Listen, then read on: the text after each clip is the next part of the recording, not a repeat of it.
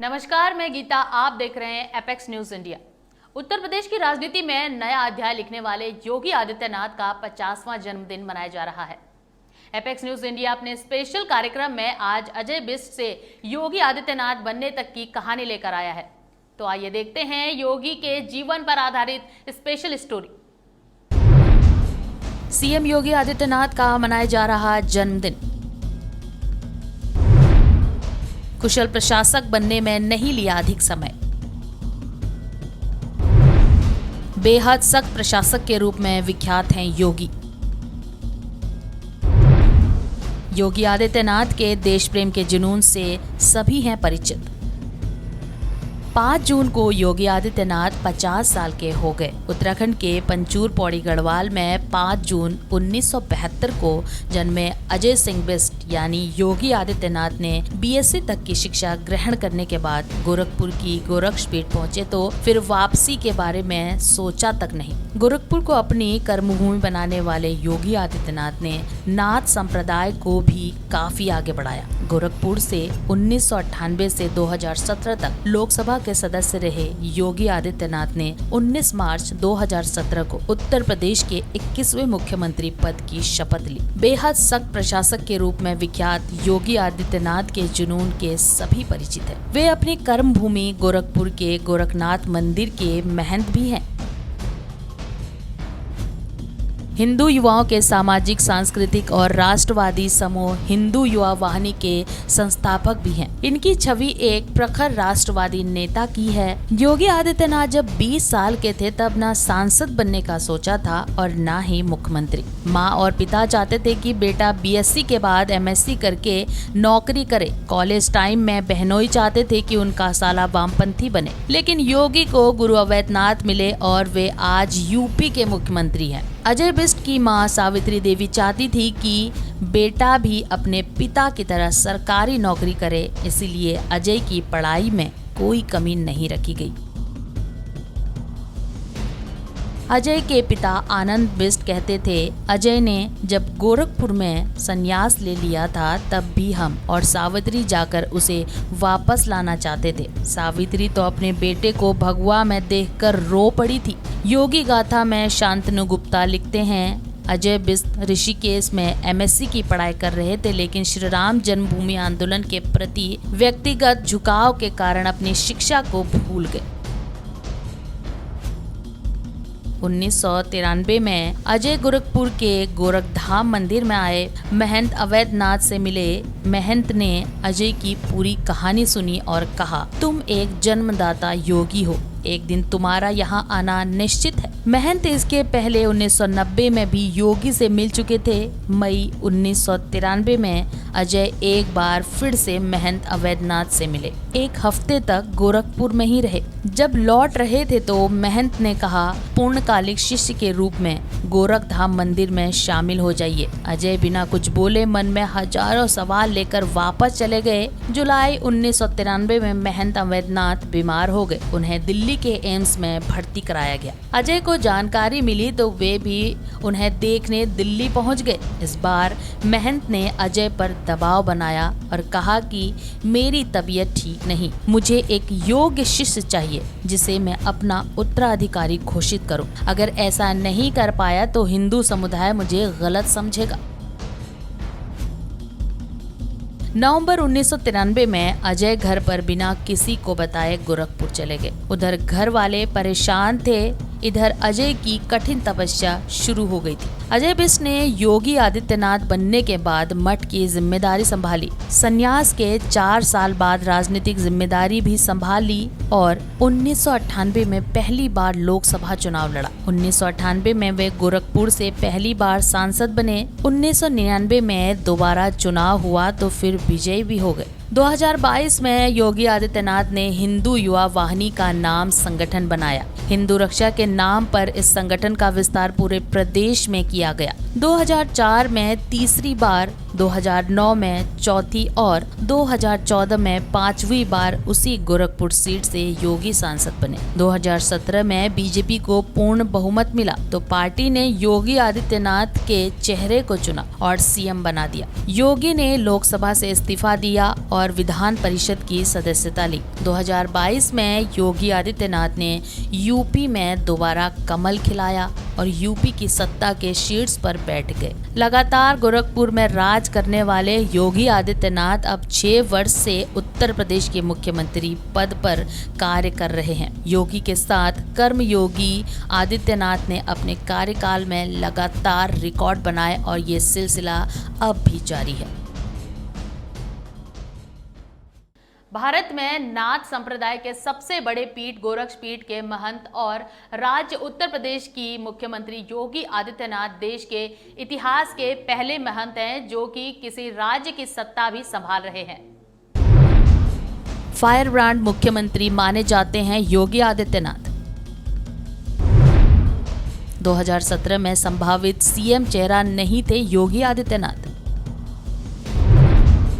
योगी को मुख्यमंत्री घोषित किया गया तो सभी रह गए हैरान। विकास कार्य और राज्य की बेहतर कानून व्यवस्था बनी पहचान। 2017 में जब बीजेपी ने उत्तर प्रदेश में भारी बहुमत से चुनाव जीता तो योगी आदित्यनाथ पार्टी के साथ अपने इतिहास के कारण संभावित सीएम चेहरा नहीं थे। इसीलिए जब बीजेपी ने योगी को आधिकारिक तौर पर मुख्यमंत्री घोषित किया तो इस फैसले ने सभी को अचंभित कर दिया। योगी को खुद इस बात की भनक तक नहीं थी कि वो उत्तर प्रदेश के मुख्यमंत्री बनने वाले हैं। जब भाजपा के स्टार प्रचारक के तौर पर 2017 में हुए विधानसभा चुनाव में योगी आदित्यनाथ घूम घूम पार्टी के लिए प्रचार कर रहे थे तो उन्होंने सोचा भी नहीं होगा कि वो इस चुनाव के बाद सीएम बनने वाले हैं। योगी आदित्यनाथ खुद इस बात को स्वीकारते हैं कि उन्हें भी ये नहीं मालूम था कि उनको मुख्यमंत्री बनना है। 11 फरवरी 2017 को उत्तर प्रदेश में वोटिंग शुरू हो गई थी। इसी चुनाव माहौल के बीच 25 से 26 फरवरी के आसपास तत्कालीन विदेश मंत्री सुषमा स्वराज ने उस वक्त के गोरखपुर के सांसद योगी आदित्यनाथ को फोन किया। सुषमा ने योगी को बताया कि आपको एक पार्लियामेंट्री डेलीगेशन का हिस्सा बनकर विदेश जाना है। इस बात पर योगी आदित्यनाथ ने सुषमा से असहमति जताते हुए कहा कि 8 मार्च तक चुनाव होने वाले हैं, 6 मार्च तक उनका चुनावी कार्यक्रम है। इस बात पर सुषमा ने कहा कि 6 तारीख के बाद ही जाना होगा, आप अपनी सहमति दे दीजिए और आप उनको लीड करिए। इसी बीच 8 मार्च को योगी आदित्यनाथ दिल्ली पहुंचते हैं। उनका पासपोर्ट पहले ही जा चुका था। ये वो तारीख थी जब यूपी चुनाव के नतीजे नहीं आए थे। योगी आदित्यनाथ को शायद ये पहला इशारा था कि उन्हें मुख्यमंत्री बनाया जा सकता है। 10 मार्च 2017 दिन था शुक्रवार। इस दिन योगी आदित्यनाथ को पता चला कि उनका पासपोर्ट पीएमओ ने वापस कर दिया है और उन्हें विदेश नहीं जाना है। 11 मार्च को मतगणना थी। इसी बीच योगी आदित्यनाथ दिल्ली से वापस गोरखपुर चले गए। इस दौरान सुषमा स्वराज ने योगी आदित्यनाथ को फोन किया और कहा कि प्रधानमंत्री ने आपका पासपोर्ट वापस किया है। उनका कहना है कि चुनावी मतगणना होना है और योगी का यहाँ रहना आवश्यक है। सुषमा की बातें योगी आदित्यनाथ के लिए दूसरा इशारा था कि खुद प्रधानमंत्री मोदी के लिए योगी एक योग्य उम्मीदवार है। 384 सीटों पर चुनाव लड़ने वाली भाजपा ने अकेले 312 सीटों पर जीत हासिल की, जबकि एनडीए को 325 सीटों पर ऐतिहासिक विजय प्राप्त हुई। 13 से 14 मार्च को होली थी। योगी आदित्यनाथ ने गोरखपुर में ही होली भी मनाई। होली बिताकर योगी आदित्यनाथ 16 मार्च 2017 को दिल्ली गए। पार्लियामेंट्री पार्टी की बैठक में उन्होंने हिस्सा लिया। संसदीय दल की बैठक में योगी की मुलाकात तत्कालीन भाजपा अध्यक्ष अमित शाह से हुई। अमित शाह ने योगी से पूछा कि आप कब आए।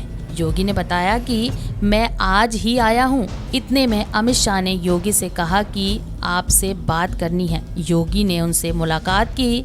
इस मुलाकात में अमित शाह ने सामान्य बातें की। जाते जाते अमित शाह ने योगी आदित्यनाथ से एक जरूरी बात कही। उन्होंने कहा कि आप दिल्ली छोड़कर मत जाइएगा। निश्चित तौर पर उस दौर में योगी के लिए अमित शाह की ओर से ये बड़ा संकेत था। 17 मार्च 2017 ये तारीख योगी आदित्यनाथ के जीवन की सबसे यादगार तारीख है। दोपहर की फ्लाइट पकड़कर योगी दिल्ली से गोरखपुर जा चुके थे।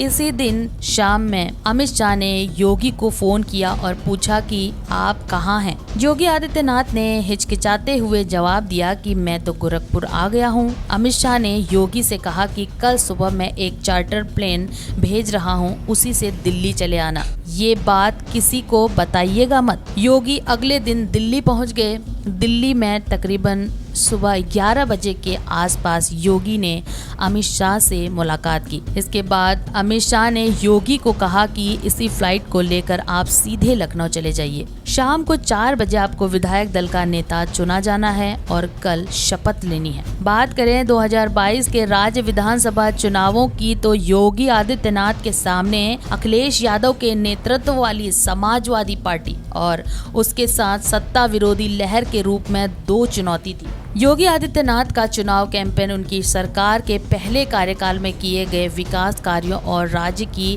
बेहतर कानून व्यवस्था की स्थिति के दावों पर ही केंद्रित था। एक बार फिर नतीजे योगी आदित्यनाथ के पक्ष के आए। उन्होंने दूसरे कार्यकाल की ऐतिहासिक जीत दर्ज की। पूरे 5 साल का कार्यकाल पूरा करने के बाद सत्ता में आने वाले यूपी के एकमात्र सीएम बन गए। शुक्रवार 25 मार्च को उन्होंने दोबारा मुख्यमंत्री पद की शपथ ले ली। देश की सबसे बड़ी आबादी वाले राज्य के शीर्ष पद पर उनके दोबारा चुने जाने के बाद योगी आदित्यनाथ को पीएम मोदी के उत्तराधिकारी बनने के दावे के रूप में देखा जा रहा है।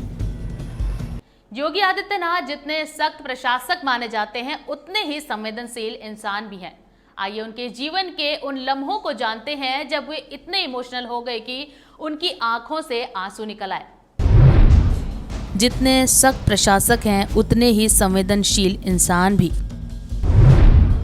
कई लम्हों पर योगी जी हुए भावुक। मेडिकल कॉलेज में बच्चों की मौत पर कॉन्फ्रेंस में रोए थे योगी। जनता दर्शन में मासूमों को देख योगी हुए भावुक। 2022 में भारी बहुमत से सत्ता में वापसी ने उत्तर प्रदेश के मुख्यमंत्री योगी आदित्यनाथ का राजनीतिक कद काफी बढ़ा दिया है और उनकी दूसरी पारी में कई नए रंग देखने को मिल सकते हैं। अपने पहले 5 साल के कार्यकाल में योगी ने सख्त प्रशासक की छवि बनाई है। हालांकि विपक्ष ने उनके बुलडोजर नीति पर कई आरोप भी लगाए हैं। 5 साल में उन्होंने अपराधियों पर जीरो टॉलरेंस की नीति को लागू किया है, जिसका असर भी प्रदेश में दिख रहा है। हालांकि योगी आदित्यनाथ जितने सख्त प्रशासक हैं, उतने ही संवेदनशील इंसान भी हैं। ऐसा कई बार हुआ है जब लोगों को परेशानी में देखकर वो भावुक हो गए। ऐसी ही एक घटना है 14 अगस्त 2021 की। योगी आदित्यनाथ के गोरखपुर जनता दरबार में एक महिला 2 छोटी बच्चियों को लेकर बैठी थी। योगी पहुंचे और पूछा तो पता चला इन दोनों बच्चियों के पिता की कोरोना से मौत हो गई है और योगी भावुक हो गए। दाहिना हाथ बच्चों के सिर पर फेरा और बाएं हाथ से आंखों में आए आंसू को पोंछा। सीएम योगी आदित्यनाथ पहली बार संसद में रोए थे। 12 मार्च 2007 को वे बतौर सांसद सदन में अपनी गिरफ्तारी का मुद्दा उठा रहे थे। इस दौरान वे फूट फूट कर रो पड़े और रोते हुए ही उन्होंने तत्कालीन सपा सरकार और उसके मुखिया मुलायम सिंह यादव पर राजनीतिक कारणों से गलत तरीके से गिरफ्तार करने सहित कई गंभीर आरोप लगाए थे। वहीं योगी आदित्यनाथ 2017 में सीएम बने।